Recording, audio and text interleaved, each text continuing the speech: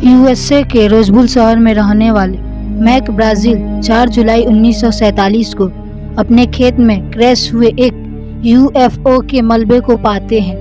उन्होंने पहले कभी भी ऐसी कोई भी चीज़ अपनी लाइफ में नहीं देखी थी और इसीलिए उन्होंने इस क्रैश की खबर अपने एरिया के लोकल शेरिफ जॉर्ज विलकॉक्स को दी और विलकॉक्स इस घटना की खबर रोजबुल आर्मी कैंप तक पहुंचाते हैं, जहां से इंटेलिजेंस ऑफिसर मेजर जेस मार्कल को क्रैश साइट पर भेजा जाता है, जहां से वो उस क्रैश साइट पर मलबे को इकट्ठा करते हैं और अपने सीनियर कर्नल बैच ब्लैंचर्ड को बताते हैं कि उनके पास एक फ्लाइंग सॉर्सर है और ये न्यूज़ ऑफिशियली पब्लिक कर दी जाती है कि उन्हें एक फ्लाइंग सॉर्सर मिला है। लेकिन अगले ही दिन कुछ फोटोग्राफर्स को बुलाया जाता है और जेस मार्कल पब्लिकली ये बताते हैं कि उनके पास कोई फ्लाइंग सॉर्सर नहीं है, वो बस एक बलून था।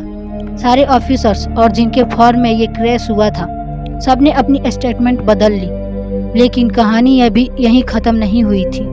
इस घटना के 31 साल बाद साल 1978 में रिटायरमेंट के बाद जेस मार्कल एक बार फिर से दुनिया के सामने आते हैं और कहते हैं कि हमें ऊपर से प्रेशर के कारण ऐसी स्टेटमेंट कहलवाई गई थी।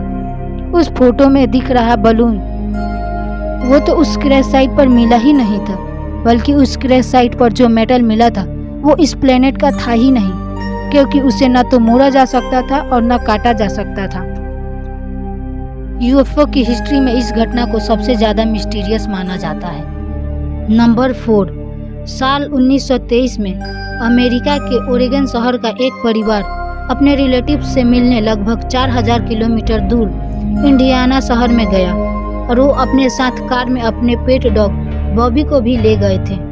लेकिन इंडियाना शहर में कुछ डॉग्स ने बॉबी पर अटैक कर दिया और बॉबी उनसे लड़ते लड़ते जंगल में कहीं भाग गया। उसके बाद उस परिवार ने अपने डॉग बॉबी को ढूंढने की बहुत कोशिश की, पर उन्हें बॉबी कहीं भी नहीं मिला। उसके बाद मजबूरन उनको बॉबी के बिना ही अपने शहर लौटना पड़ा।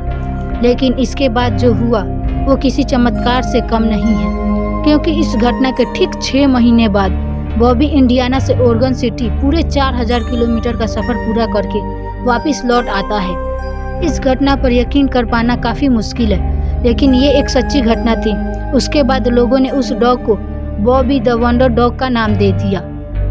नंबर 5, ये कहानी मेरी सेलेस्टी नाम के एक शिप की है, जो कि 7 नवंबर 1872 में न्यूयॉर्क से इटली जाने के लिए निकला था, जिसमें शिप के कप्तान सहित 10 क्रू मेंबर्स थे।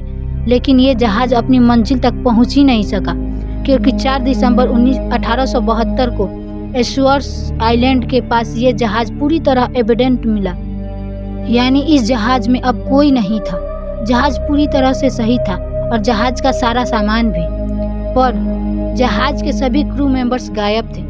आखिर इस जहाज़ के क्रू मेंबर्स के साथ क्या हुआ, वे कहाँ चले गए, ये आज तक कोई नहीं जान सका। ये घटना समुद्री इतिहास की सबसे बड़ी पहेलियों में से एक मानी जाती है, जिसे आज तक सॉल्व नहीं किया जा सका है।